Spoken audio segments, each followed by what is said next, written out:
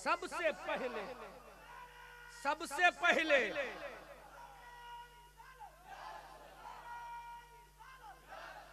नारे कम लगाओ मेरी तकरीर पर, नारे में चलाओगे तो तुम मेरा फायदा होगा, आपका घाटा होगा। सबसे पहले मेरा रसूल नूरी एतबार से कहां आया? अब हिंदुस्तान के टुकड़े हो गए, एक टुकड़ा बड़ा श्रीलंका। श्रीलंका में एक जगह है सरानदीप। सरानदीप की पहाड़ियों पर अल्लाह ताला ने हजरत आदम अलैहिस्सलाम को उतारा। आज भी वहां हजरत आदम के कदमों के निशान मौजूद हैं। बगैर किसी मजहब और मिल्लत की तफरीक के तमाम धर्म के लोग हजरत आदम अलैहिस्सलाम के कदमों की ज़ियारत करने जाते हैं। वहीं पर अल्लाह के पैगंबर हजरत आदम तशरीफ लाए और आदम अलैहिस्सलाम के साथ मेरे नबी तशरीफ लाए। अब रसूल पहले भारत में आया नूरिया, बाद में मक्का में आया। कहाँ आया? तो मक्का वालों खुश मत होना कि रसूल हम में पहले आया है।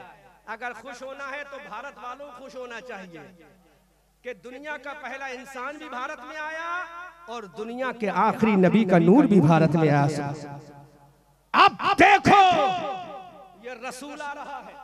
आज एक ना सीरत नबी कॉन्फ्रेंस, लो सुनो, तिरकों पे लिखा देखोगे बेटी बचाओ बेटी पढ़ाओ, दीवारों पे लिखा देखोगे कि शिक्षा इज एवरीथिंग।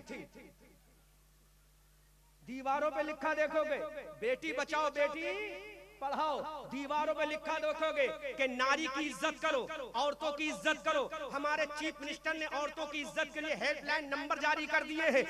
अगर किसी औरत को सताया जाए तो डायरेक्ट मुख्यमंत्री जी से बात की जाएगी। लेकिन मुसलमानों, अपने नबी की जिंदगी में झांक कर देखो, अपने प्रॉफिट के किरदार में झांक कर देखो, अपने रसूल के कैरेक्टर में झांक कर देखो, अपने रसूल की सीरत में झांक कर देखो। आज नारा दिया जाता है बेटी बचाओ बेटी पढ़ाओ। जब मेरा नबी धरती पर नहीं आया था, आमना का लाल इस जमीन पर नहीं आया था, मोहम्मदुर रसूलुल्लाह की जब आमद पाक नहीं हुई थी, यही जमीन थी, अरब की सरजमीन है। अरब के लोग अगर उनके घर में लड़की की पैदाइश होती तो बाप अपने हाथ से लड़की को जिंदा कब्र में दबा दिया करता था। लड़की आखिरी सांसें लिया करती थी, आहो भुका करती थी। एक जालिम बाप अपनी बेटी को जिंदा कब्र में दबाया करता था। बेटी अपने बाप से कहती थी अब्बा जान अगर मुझे खाना ना दो तो मत देना, नया कपड़ा ना दो तो मत देना, लेकिन मुझे जिंदगी जीने के लिए तौफीक तो दे दो। मेरे बाबा जान मुझे जिंदगी तो जीने दो। लेकिन ये अरब का दस्तूर था, कोई भी इंसान अपनी लड़की को जिंदा देखना गवारा नहीं करता था। यही हिंदुस्तान था जहां मां शौहर की चिता पर औरत को अपने आप को जलना पड़ता था, जिसको सत्ती का कहा जाता था। औरत को जिंदा जलना पड़ता था शौहर की चिता पर के साथ। मक्का की धरती पर लड़कियों को जिंदा दफन किया जाता था। लेकिन जब आमना का लाल आ गया, हबीबे परवरदिगार आ गया, रहमतुल लिल आलमीन आ गया, तो मेरे नबी ने ऐलान कर दिया, ऐ लड़कियों को दफन करने वालों, ऐ लड़कियों को रजील समझने वालों, ऐ लड़कियों को मारने वालों, ऐ लड़कियों को जिंदा कब्र में दबाने वालों, सुन लो, आज से लड़की को जिंदा दबाया नहीं जाएगा। मैं मोहम्मदुर रसूलुल्लाह आ गया हूँ, हबीबे कायनात बनकर आ गया हूँ, रहमतुल लिल आलमीन बन के आ गया हूँ। आज से मैं कानून बदल रहा हूँ, आज से मैं लॉ बदल रहा हूँ, आज से मैं तरीके जिंदगी बदल रहा हूँ। जिसके घर में लड़की पैदा हो जाएगी और वो लड़की की तरबियत कर देगा तो मैं दुआ करूंगा परवरदिगार लड़की की बुनियाद पर तुम्हें जन्नत अता फरमाएगा। अल्लाह अकबर। बेटी बचाओ बेटी पढ़ाओ का नारा दुनिया की हुकूमतों ने बाद में दिया है, पहले मेरे नबी ने दिया है बेटी बचाओ बेटी पढ़ाओ। आमना के लाल ने कहा था आज के बाद किसी लड़की को दफन नहीं किया जाएगा, आज के बाद किसी को जिंदा मिट्टी में नहीं दबाया जाएगा, आज के बाद किसी को मौत की आगोश में नहीं सुलाया जाएगा। मेरे नबी ने कहा अरे जिस तरह से लड़कों की तरबियत की जाती है, जिस तरह से लड़कों की अपब्रिंगिंग की जाती है, जिस तरह से लड़कों का पालन पोषण किया जाता है, जिस तरह से लड़कों को सीने से लगाया जाता है, मेरे रसूल की आंखों में आंसू है। आमना का लाल रो रहा है, हबीबे परवरदिगार रो रहा है, नाइबे रब्बुल अकबर रो रहा है, जिसका चेहरा बद्दुहा है वो रो रहा है, जिसकी जुल्फे वल्लैल इज़ा सजा है वो रो रहा है, जिसका सीना अलम नशरा है वो रो रहा है, जिसकी आंखें माज़ाग है वो रो रहा है, जिसकी शान वमा अरसलनाका इल्ला रहमतल लिल आलमीन है वो रसूल रो रहा है। मेरे रसूल ने लड़कियों को सीने से लगाया, मेरे रसूल ने बेटियों को कलेजे से लगाया, मेरे रसूल ने अपनी बेटियों को कलेजे से लगा कर ऐलान किया, ऐ मक्का वालों इन लड़कियों लड़कियों को मारा नहीं जाएगा, इन लड़कियों को दबाया नहीं जाएगा, इन लड़कियों को सताया नहीं जाएगा, बल्कि इन लड़कियों को जवान करके शादी की जाएगी। इनको इल्म भी सिखाया जाएगा, इनको कुरान भी सिखाया जाएगा, इनको हदीस भी सिखाई जाएगी, मुस्तफा का किरदार भी सिखाया जाएगा। अब बताओ, बेटी बचाओ बेटी पढ़ाओ का नारा किसने दिया है? आमना के लाल ने दिया है, हबीबे परवरदिगार ने दिया है। और मेरे रसूल की 4 बेटियां हैं। एक बेटी का नाम हजरत उम्मे कुलसूम है, एक बेटी का नाम हजरत रुकैया है, एक बेटी का नाम हजरत ज़ैनब है, एक बेटी का नाम हजरत फातिमा है। अब मेरे नबी की हदीस सुनो, आमना के लाल फरमाते हैं जिसकी 4 बेटियां हो तो जन्नत के चारों दरवाजों से अल्लाह हुक्म फरमा देगा, जिस दरवाजे से तेरी मर्जी हो जन्नत में चला जा। ये मकाम और मर्तबा देने वाला कोई दुनियादार नहीं, अल्लाह का पैगंबर अहमद मुख्तार है। बेटी बचाओ बेटी पढ़ाओ का नारा किसने दिया? हमारे रसूल ने दिया। किसने दिया? वो रसूल जिसके सामने लड़कियों को दबाया जाता, सीने से लगा लिया, कलेजे से लगा लिया और कहा आज के बाद किसी लड़की को मारा, अल्लाह उसको कहते हैं रहमतुल लिल आलमीन नबी। आओ उस रसूल की जिंदगी और सीरत को देखो मुसलमानों। आज तुमने रसूल की सीरत को सुनना बंद कर दिया, इसलिए तुम्हें जाहिल कहा जाता है, तुम्हें इलिटरेट कहा जाता है, तुम्हें अनएजुकेटेड कहा जाता है। तुम जाहिल कौम बन के रह गए मेरे भाइयों। अपने रसूल की जिंदगी अपनाते तो आज दुनिया कहती कि मुसलमान भी वेल एजुकेटेड पर्सन हो गया है, मुसलमान भी क्वालिफाइड हो गया है, मुसलमान भी पढ़ा लिखा हो गया है। अब मैं तुम्हें बता रहा हूँ, बहुत ही कीमती पॉइंट दे रहा हूँ। पूरे कुरान में अंदर 6666 आयतें करीमा। कितनी आयतें हैं कुरान में?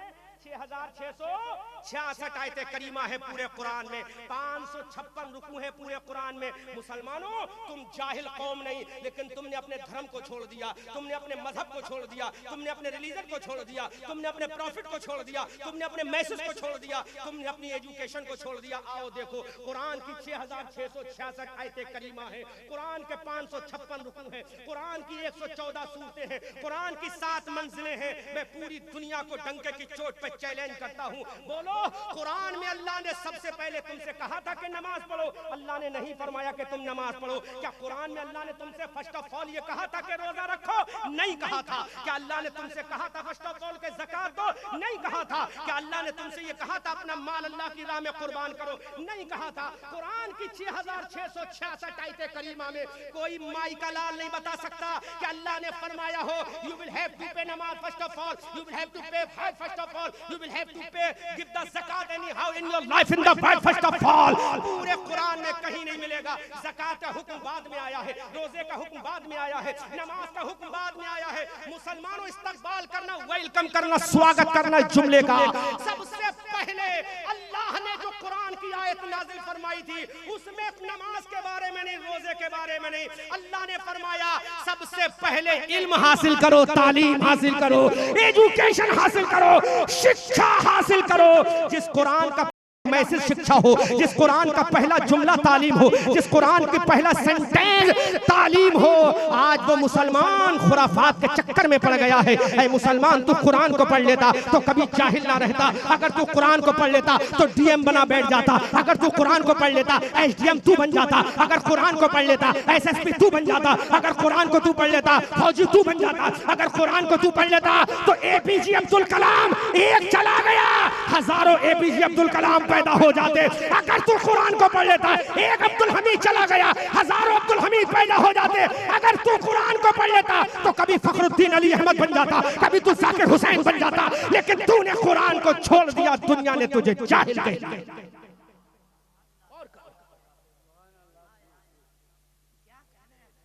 दुनिया ने तुम्हें जाहिल कह दिया। नमाज का हुक्म बाद में है कि नहीं? बाद में बोलो। रोजे का हुक्म, ज़कात का हुक्म सबसे पहले अल्लाह ने कुरान में फरमाया इक़रा। क्या फरमाया? पढ़। तो जिस मजहब की शुरुआत तालीम से हुई हो, जिस मजहब की शुरुआत, जोर से बोलो ना यार, जिस मजहब की शुरुआत तालीम से हुई हो उसी मजहब का फॉलोअर जाहिल रह जाए। अब बोलो, तुम्हें अपने नसीबे पर रोना चाहिए, हंसना चाहिए? इस जलसा कराने से कोई फायदा नहीं होगा, अहमद रजा मंजरी को बुलाने से कोई फायदा नहीं होगा। कायम करो मदरसे, कायम करो स्कूल और कॉलेज। जब तुम पढ़ोगे तो फिर कहोगे कुरान, तालीम का ऑर्डर देना तेरा काम था, एपीजे अब्दुल कलाम बन के दिखाना हमारा काम था। एपीजे अब्दुल कलाम कौन था? मिसाइल मैन, भारत का बहुत बड़ा वैज्ञानिक, जिसने भारत को वो शक्ति प्रदान कर दी कि आज दुनिया सलाम कर रही है भारत। जिस मुल्क में गए एपीजे अब्दुल कलाम, दुनिया ने उनको सलूट मारा। क्या वो मुसलमान नहीं थे? क्या वजह थी? उन्होंने कुरान के टर्निंग पॉइंट को पढ़ लिया था कि कुरान सबसे पहले टारगेट तालीम को करता है। लेकिन आज तुम कहते हो तालीम नहीं, नौकरी नहीं मिलती। अरे नौकरी का क्या करोगे? तालीम कभी नौकरी के लिए नहीं की जाती है, तालीम हुकूमत करने के लिए हासिल की जाती है। तालीम हासिल करो नौकरी करने के लिए नहीं, हुकूमत करने के लिए करो। क्योंकि जिसके पास तालीम होगी तो वो हुकूमत करता चला जाएगा, जो जाहिल होगा, जो इलिटरेट होगा, वो नीचे घुसता चला जाएगा। इसलिए मुसलमानों, नमाज का हुक्म बाद में था, तालीम का हुक्म पहले था। रोजे का हुक्म बाद में था, तालीम का हुक्म पहले था। ज़कात का हुक्म बाद में था, तालीम का हुक्म बाद में था। ये जलसे जुलूस का हुक्म बाद में था, तालीम का हुक्म पहले था। कितनी तालीम गाहें हमने बनाई, कितने मदरसे स्कूल कॉलेज बनाए, कितनी यूनिवर्सिटियां बनाई। मुसलमानों, अगर तुम एक साल की ज़कात इकट्ठी कर लो, एक साल की ज़कात इकट्ठी कर लो, तो पूरे भारत में कश्मीर से कन्याकुमारी, उत्तराखंड के पहाड़ों से बंगाल की खाड़ी तक दरसगाहों का जाल बिछा दोगे, दरसगाहों का जाल बिछा दोगे। लेकिन कभी तुम बिरयानी बेचने में मस्त हो, कभी पिंचर जोड़ने में मस्त हो, कभी टायर बांधने में मस्त हो। तुमने तो कोई अपनी औकात भुला दी है। इसीलिए डॉक्टर मोहम्मद इकबाल ने कहा था, न समझोगे तो मिट जाओगे सुन्नी मुसलमानों, तुम्हारी दास्तां तक भी न होगी दास्तानों में। दी अज़ाने कभी यूरोप के कलीसाओं में, कभी अफ्रीका के तपते हुए सहराओं में। शान जस्ती न थी नजरों में जहादारों की, कलमा पढ़ते थे हम छाओं में तलवारों। ये रसूल की सीरत है, ये रसूल का किरदार है, कैरेक्टर है, रसूल का एटीट्यूड है, रसूल का अखलाक है। आओ, जब तुम रसूल को पढ़ चुके, तालीम समझ चुके, तो यही रसूल है मक्का की धरती पर। कहां है? एक इल्जाम और लगाया जाता है मुसलमानों पर कि आतंकवादी मुसलमान ही क्यों होता है। मैं इसको क्लियर कर रहा हूं पूरी जिम्मेदारी के साथ। दैट इज माई रिस्पॉन्सिबिलिटी, मेरी जिम्मेदारी है। इल्जाम लगाया जाता है कि दहशतगर्द मुसलमान ही क्यों, आतंकवाद मुसलमान ही क्यों। तो पहले तो ये समझ लो, आतंकवाद का और इस्लाम का कोई ताल्लुक नहीं। सीरत नबी सजा रहे हो ना, तो नबी की सीरत को झांक के देखोगे नहीं देखोगे? सामने वाले को क्या बताओगे हम फातिहा दिलाते हैं इसलिए मुसलमान है, चादर चलाते हैं ये मुसलमान है, डांस करते हैं ये मुसलमान है? कोई तुम्हारी बात मानेगा? रसूल का किरदार बयान करोगे तो मुसलमान समझेगा, तो गैर समझेगा। सुनो, अल्लाह के हबीब सल्लल्लाहु अलैहि वसल्लम के उम्मती पर इल्जाम लगाए ये टेररिस्ट है, ये आतंकवादी है, ये शिद्दत पसंद दहशतगर्द है। नहीं मुसलमानों, इस्लाम का और दहशतगर्दी का कोई ताल्लुक नहीं। मैं हवाला दे रहा हूं, 53 साल का कोई बुजुर्ग यहाँ खड़ा हो, जिसकी उम्र 50 साल से ज्यादा हो, खड़ा हो जाए। कोई भी 50 साल से ज्यादा का बुजुर्ग खड़ा हो जाए। है कोई 50 साल से ऊपर का बुजुर्ग जिस मजमे में बैठा हो? बाबा खड़े हो जाओ। अब देखो रसूल का किरदार, रसूल का एटीट्यूड देखो। मैं साबित करूंगा इस्लाम का और आतंकवाद का कोई ताल्लुक। बाबा उम्र कितनी है आपकी? 50 से ऊपर है। इस बूढ़े बाप के अंदर क्या इतनी ताकत है ये तलवार चला सके? सच बोलना, जवाब तो हाँ या ना। इस बाबा के अंदर इतनी ताकत है ये तलवार चला सके, जवानों से मुकाबला कर सके? इनके अंदर क्या इतनी हिम्मत है कि बहादुरों से मुकाबला कर सके? अब इस 53 साल के बूढ़े इंसान को अगर रेणुकूट से भगाया जाएगा तो बोलो भगाने वाला आतंकवादी होगा या भागने वाला आतंकवादी होगा? जवाब दो, जवाब दो, जवाब दो। इस बूढ़े को 53 साल की उम्र में रेणुकूट से भगाया जाएगा तो भगाने वाला आतंकवादी होगा, इनको मारने वाला आतंकवादी होगा, या बूढ़ा आतंकवादी होगा? मेरे नबी की उम्र 53 साल है। कितनी है? जोर से बोलो, कितनी है? 53 साल की उम्र में मक्का के आतंकवादियों ने मेरे नबी को नमाज पढ़ने से रोका, मक्का के आतंकवादियों ने मेरे नबी को मारा, इतना मारा कि मेरा नबी इंजर्ड हो गया। लाओ दुनिया की कोई तारीख उठाकर, जब मेरे नबी को इंजर्ड किया जा रहा था, जख्मी किया जा रहा था, मारा जा रहा था, लाओ दुनिया की कोई हिस्ट्री उठा करके मेरे नबी ने कहा हो कि तू मारेगा तो मैं भी तलवार चलाऊंगा।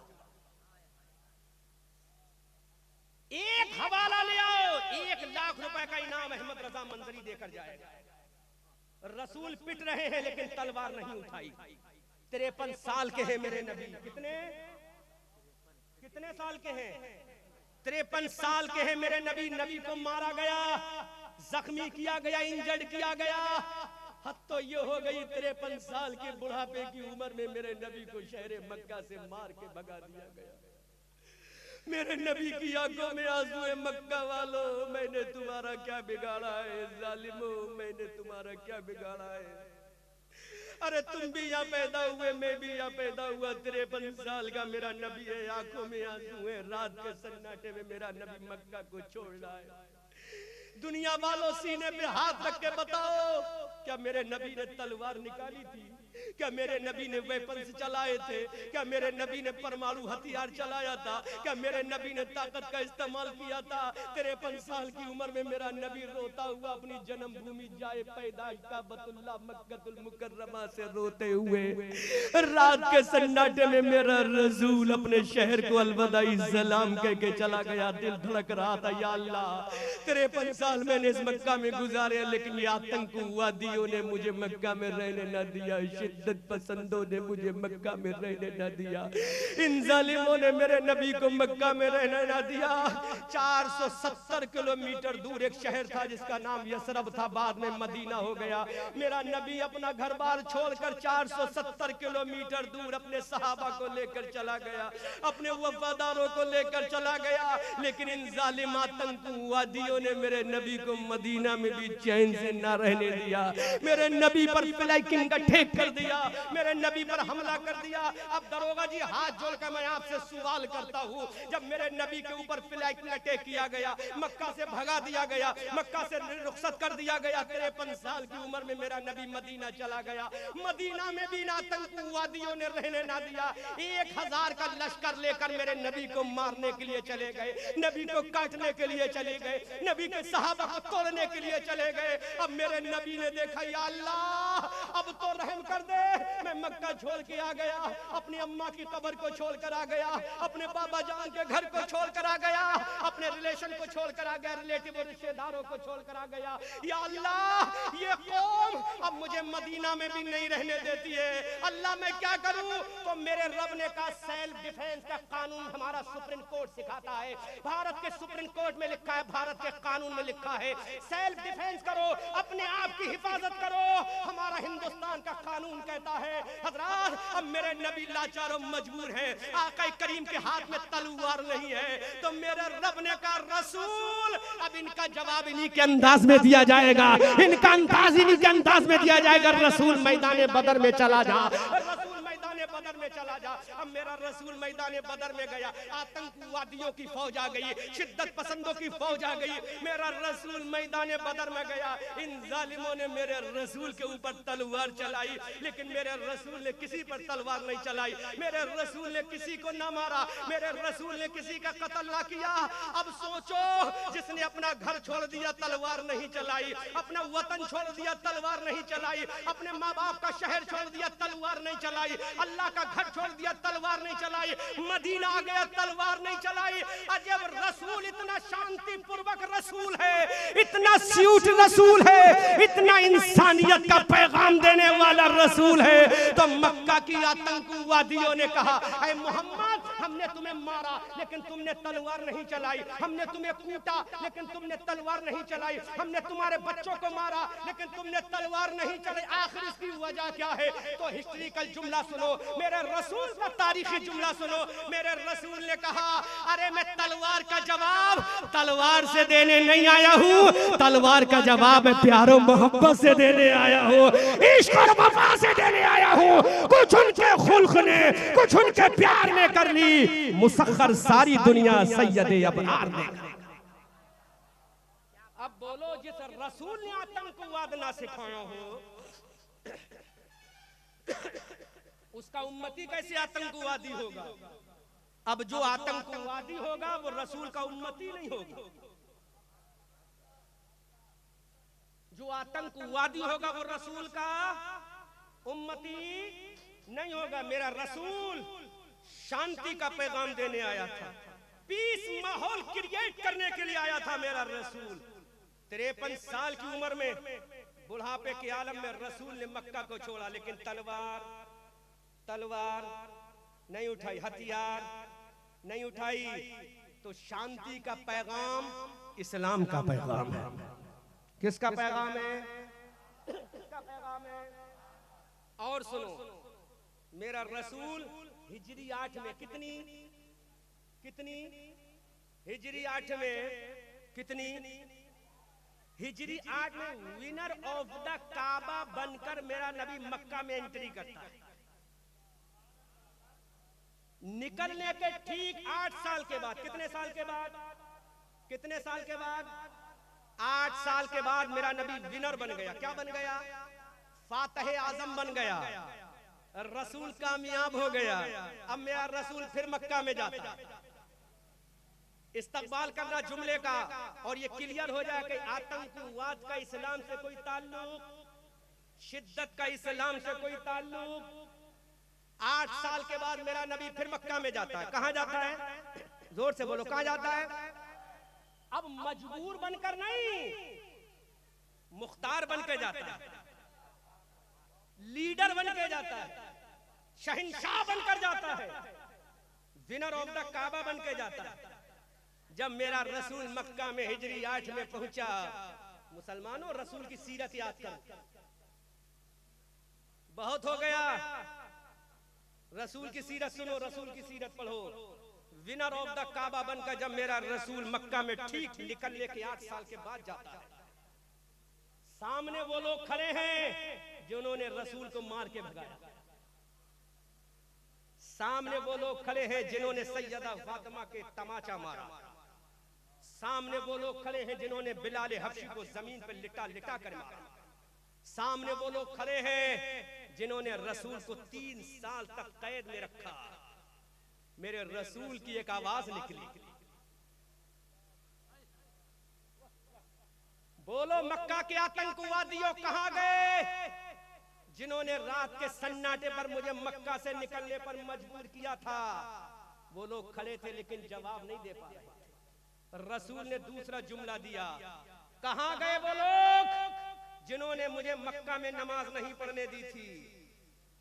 कहां गए वो लोग जिन्होंने मक्का में मेरे घर से मुझे छीन के बाहर कर दिया? वो सारे के सारे लोग थर थर थर थर कांप रहे, चुके मेरे नबी विनर बन चुके हैं, मेरे नबी फातिह आजम बन चुके हैं। मेरे नबी ने फरमाया, बोलो अब तुम्हारे साथ क्या हश्र किया जाए, तुम्हारे बच्चों के साथ क्या किया जाए? थर थर कांप रहे थे मेरे नबी के सामने, कांप रहे थे कि मेरे नबी के होठों पे मुस्कुराहट आ। जोर से बोलो, जोर से बोलो। नबी के होठों पे मुस्कुराहट आई। नबी ने फरमाया, बोलो क्या तुमने मक्का से मुझे नहीं भगाया था? खामोश है। क्या तुमने मुझे नहीं मारा था? खामोश है। क्या तुमने मेरी फातिमा को नहीं मारा था? जालिम खामोश है, आतंकवादी खामोश है। अब मेरे नबी ने कहा, बोलो क्या किया जाए? तो रहमतुल लिल आलमीन नबी ने अपने दुश्मनों से कहा, ऐ दुश्मनों, आज मैं शहंशाह बन गया हूँ। अरे मारना तुम्हारा काम था, जाओ, आज मैंने सबको माफ कर दिया है। वाह वाह वाह वाह वाह वाह वाह। आज मैंने सबको, इतने बड़े दुश्मन को कोई माफ करेगा? करेगा कोई माफ? जो इतने बड़े दुश्मन को माफ कर दे वही आमना का लाल रहमतुल लिल आलमीन नबी है। मेरे नबी ने कहा, जाओ अंतुम तुलाका, सब तुम आजाद हो। जब मेरे नबी ने ये मुज़्दए जाफिज़ा सुनाया तो लोग नबी के कदमों में आ गए और जो नबी के चेहरे से नफरत करते थे कहने लगे आमना के लाल, उस वक्त पावर हमारे हाथ में था, कमजोरी तुम्हारे पास थी, ताकत हमारे पास थी, जिल्लत तुम्हारे पास थी, लेकिन आज ताकत तुम्हारे पास है, दबदबा तुम्हारे पास है, हुकूमत तुम्हारे पास है, शोहरत तुम्हारे पास है, दौलत तुम्हारे पास है, सिपाही तुम्हारे पास है, लश्कर तुम्हारे पास है, अब तुम जो चाहो करो। तो मेरे नबी ने फरमाया मैंने तुम्हें माफ कर दिया। जब दुश्मनों ने इतना सुना तो मेरे नबी के कदमों में आकर कहते हैं या रसूल अल्लाह, अरे मारना हमारा काम था और दुश्मनों को सीने से लगाना तुम्हारा काम है। आका अब हमें कलमा पढ़ा के मुसलमान कर लीजिए। आला हजरत बरेली की धरती से पुकार कर कहते हैं या रसूल अल्लाह, सबसे औला व आला हमारा नबी, सबसे बाला व बाला हमारा नबी। क्या खबर कितने तारे खिले छिप गए पर न डूबे न डूबा हमारा नबी। ऐसे ऐसे दुश्मनों को भी मेरे नबी ने माफ कर दिया। यही नबी की हिस्ट्री है, नबी की जीवनी है, नबी की लाइफ है, नबी की सीरत है, नबी की स्टोरी है। इतने बड़े दुश्मन को भी कोई माफ करेगा, लेकिन मेरे नबी ने माफ किया। सुभान अल्लाह।